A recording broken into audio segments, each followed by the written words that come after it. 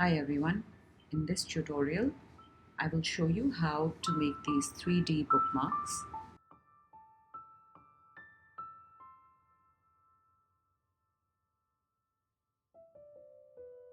I have used a thick viscous resin to do this casting.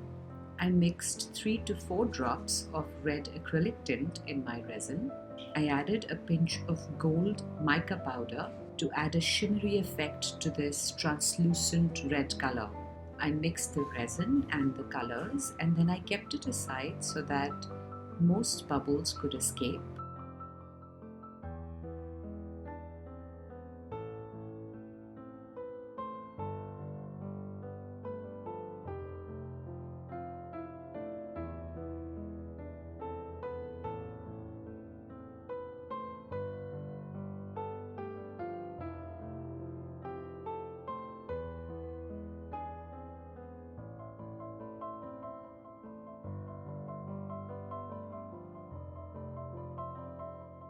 The second color that I'm using for this project is a paste pigment.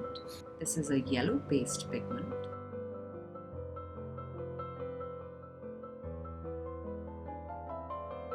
We are going to achieve a 3D effect because we are using two different kinds of colors here. One is a tint and the other is a paste pigment. And because the resin is thick right now, we are playing with the surface tension to create a 3D effect. You can move the color with a toothpick and create some swirly patterns. You can be very random about it. It doesn't have to be exactly this way, and it's quite a fun thing to do.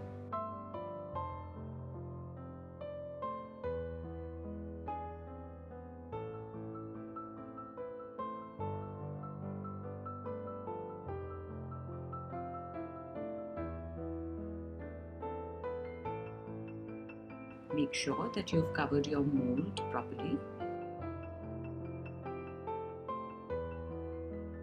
Once you're satisfied with the results, cover your project and let it cure.